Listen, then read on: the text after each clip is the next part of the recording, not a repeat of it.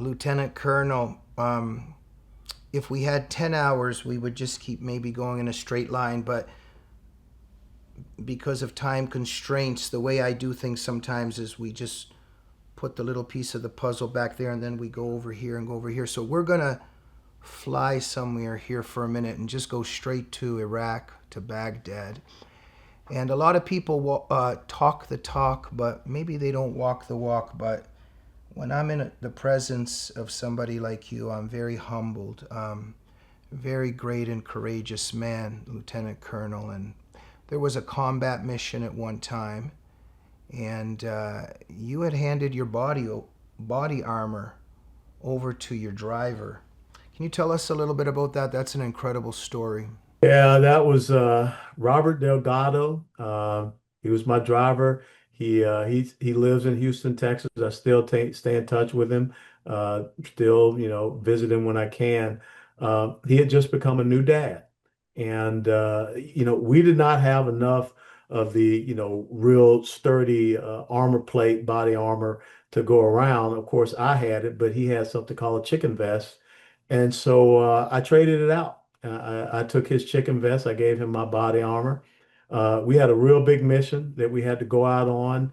We were going to hit a weapons cache that I'm so sorry to interrupt. Why did you do that?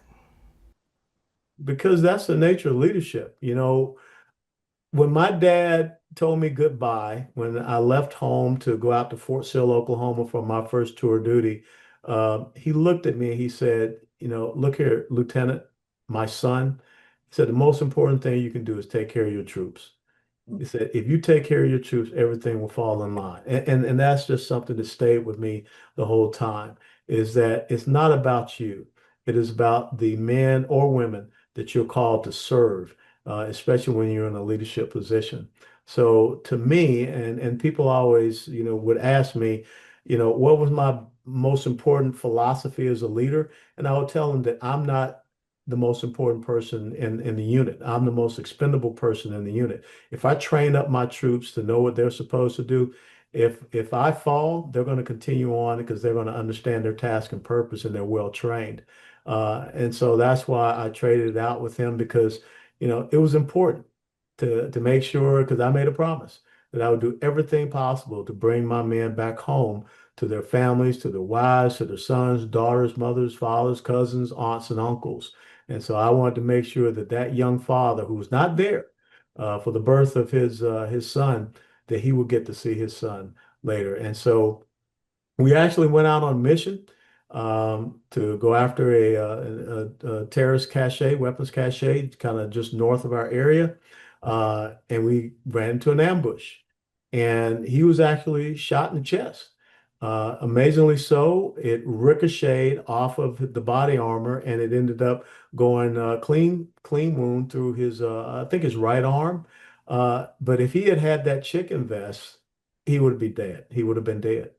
And so it was just one of those incredible things. And it really it bonded he and I for the rest of life. And so I mean now I was there at his father's funeral. I have been celebrating his children. They're growing up. I mean, I think his oldest son is about to get married. So that's the essence of leadership. And that's what Jesus Christ teaches us in John 15 and 13, that no greater love hath a man than he will lay down his life for others. So it's not about you. It's about servant leadership. And it's about letting your folks know that I'm the most expendable person and Wow. I will do whatever is necessary for you.